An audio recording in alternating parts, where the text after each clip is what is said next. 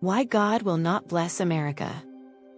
What parent do you know that will bless their children with all they need, if the children totally disrespect the parent and openly rebel against their rules? Or does a good parent require obedience from their children to grant privileges and blessings? God, the creator of mankind and of all good things, will not bless his children and his creations if they rebel against him and disobey what he says. In the United States of America, our Declaration of Independence and our Constitution were conceived by those who loved and honored the Creator God. We hold these truths to be self-evident, that all men are created equal, that they are endowed by their Creator with certain unalienable rights, that among these are life, liberty, and the pursuit of happiness. That to secure these rights, governments are instituted among men, deriving their just powers from the consent of the governed. Our Constitution was made only for a moral and religious people. It is wholly inadequate to the government of any other. To receive his blessings, we must obey God's laws and instruction. Where can these laws and instructions be found? In the Bible. It is God's letter to us, and the owner's manual of life. What are some of the things he requires of us? He wants us to love him and show our gratitude for what he has done for us. He wants us to not place anyone or anything above him. He expects us to respect and love ourselves, and to respect and love others as we love ourselves. God tells us to honor our parents. He commands, do not murder. Do not commit adultery. Do not steal. Be truthful in all areas of our lives. Don't lie. Do not covet and lust after that which others have. These rules do not seem like too much to ask of us, for the life and abundance he offers us if we abide in harmony with his laws, do they? Let's look at how we as a country are doing in these areas. Are we showing remembrance and love of God when we remove mention of him in schools, in our social society, and in our government?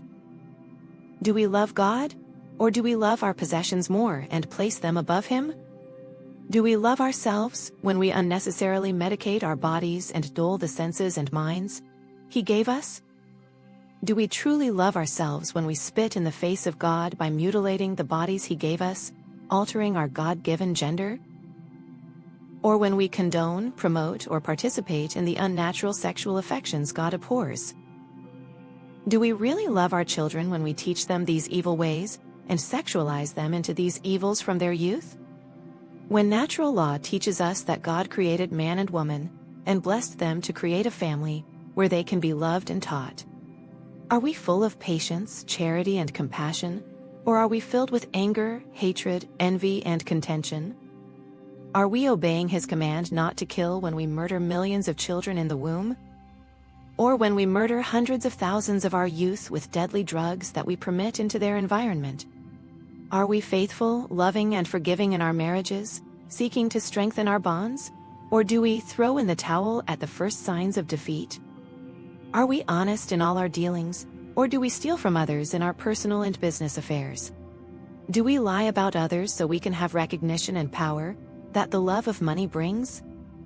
Do we lust for power and possessions for ourselves, and control over others? All our thoughts, our words, and actions, both individually and as a society, have inescapable consequences.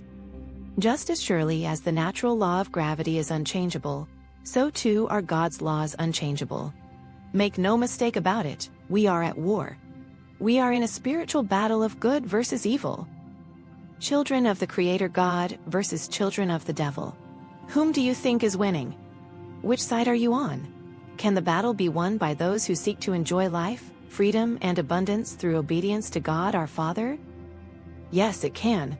We will win, but only with God's help. For ourselves and for our posterity. And for our wonderful world that God has given us for our eternal home. We have all made mistakes, but we must change our hearts and stop living contrary to God's laws.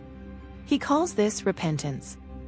We need to turn back to our roots, the Judeo-Christian values and principles that we have lived under for nearly a quarter of a millennium.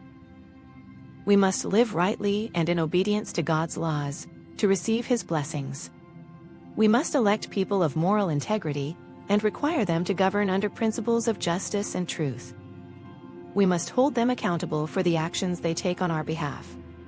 And we must ask for God's help by praying and faithfully believing He will help.